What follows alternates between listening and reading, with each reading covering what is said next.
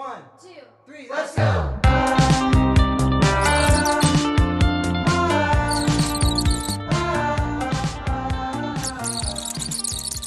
Good morning, dear listeners. This is ANTANTA podcast channel. Today, I've invited special guests. They are Assiya Kanibek and Aida Kemelbekova.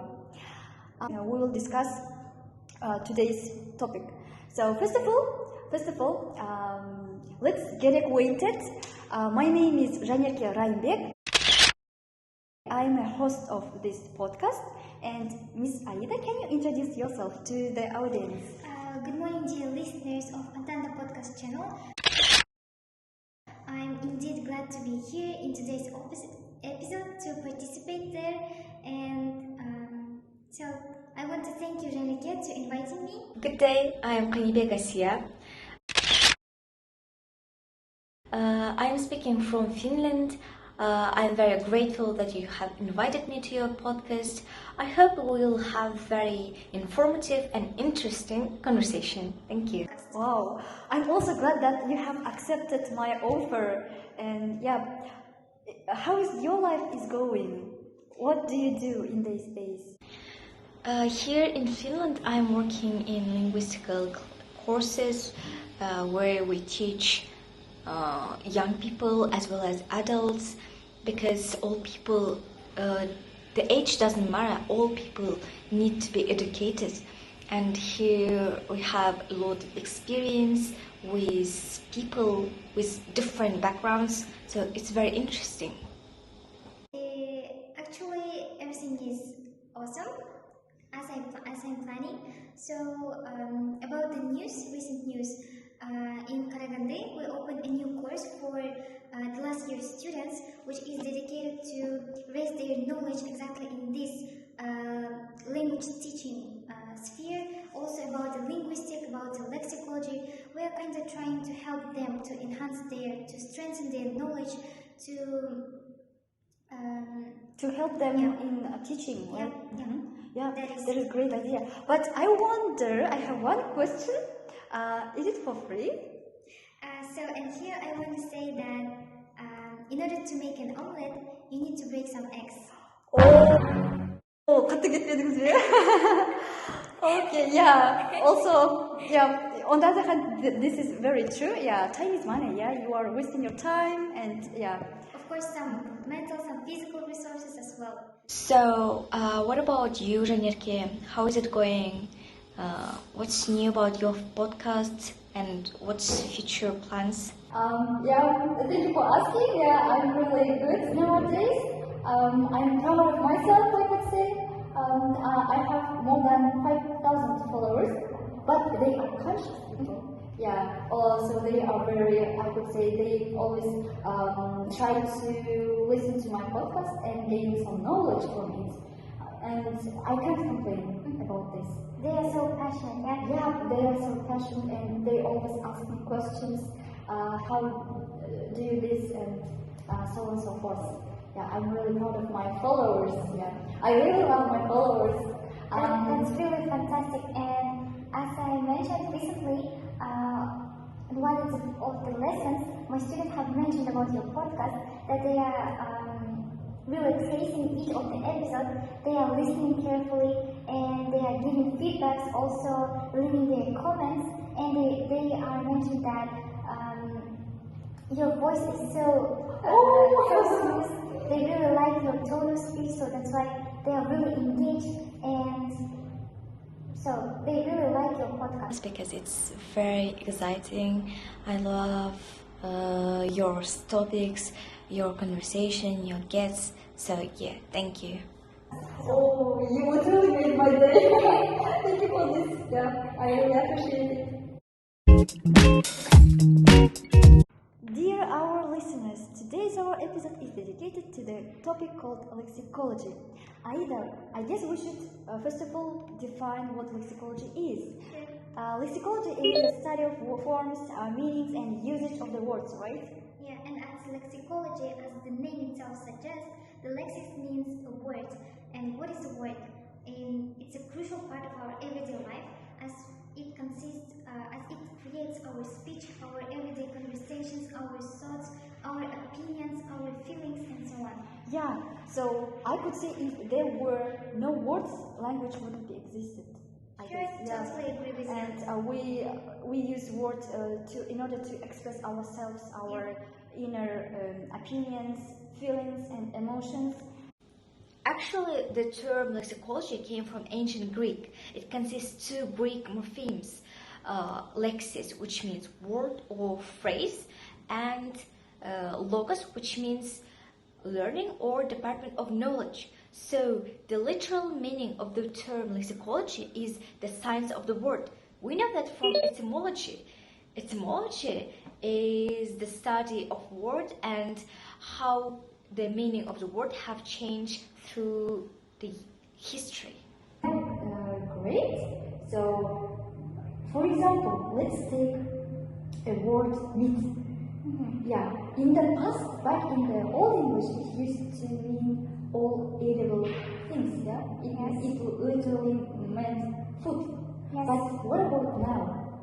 Now it's kind of narrowed, and now it mostly related only to the one sort of food. Now it's flesh of the animal, but in ancient really, the people used to say like meat. Everything. It could be a bread, it could be a carrot or an apple. So that's really interesting. Yeah, that's really interesting. So, dear listeners, before we talked about the words itself, now it's time to talk about structure. Word is literally morpheme, and what is morpheme? Yes, a morpheme is a short segment of language that meets three basic criteria. The first is it is a word that or part of word that has a meaning. The second, it cannot be divided into smaller segments, meaningful segments, and the last, it has relatively the same stable meaning in different verbal environment. Yeah. So, dear followers and listeners, this concept probably reminds you your school days when we and you used to draw a line, used to tell down, and to find where suffix and root is. We used to draw a half circle about the root, and triangle about the suffix. In English also we have, as well as the native affixes and the borrowed ones. About the borrowed ones, I want to mention about the meant in development and in enable. They are, for example, French affixes. That's interesting. Yeah, that's interesting. So not only words were borrowed from other language, but also affixes. That's so incredible. And it became like kind of native in English. And about the structural types of words. Yeah, there are four types of words. Four types of structural words. First one is simple. Simple. For example, house, mouse. And the second one is derived words. Mouse. So funny example. So the second type is derived. For example, joyful. Joy, noun, and plus we add full, the suffix or adjective, and it becomes adjective, joyful. And the next one is compound words, right? For example, Snow White. And the last one is derivation compounds, such as Tomlet, honeymooner. Great.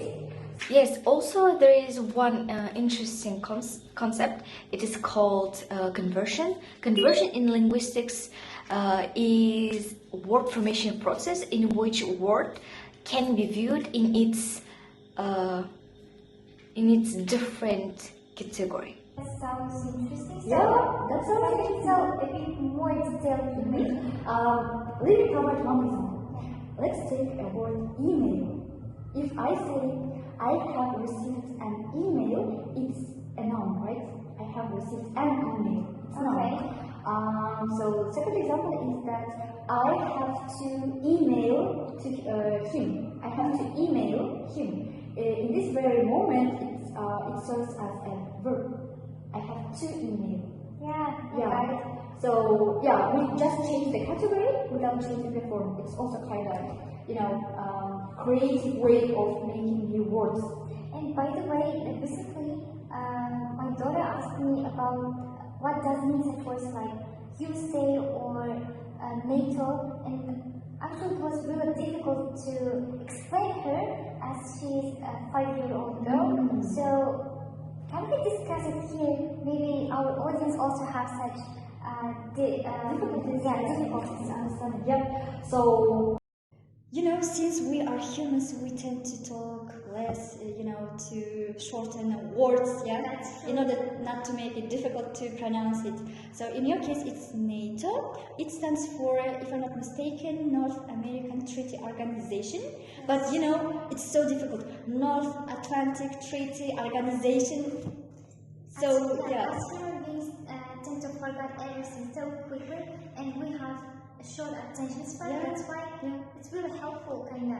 Yeah, to shorten the words, to make them better, to make them easier to pronounce, NATO, that's it, NATO. And if we discuss it deeper, so it's it's called acronym in lexicology. So we take only the initial letter and read it as a word, NATO. So when it comes to USA, as you may have noticed, USA, we are reading it as not a word, but as in alphabetical order, like USA, and it is called also alphabetical abbreviation. It is. Yes, it is.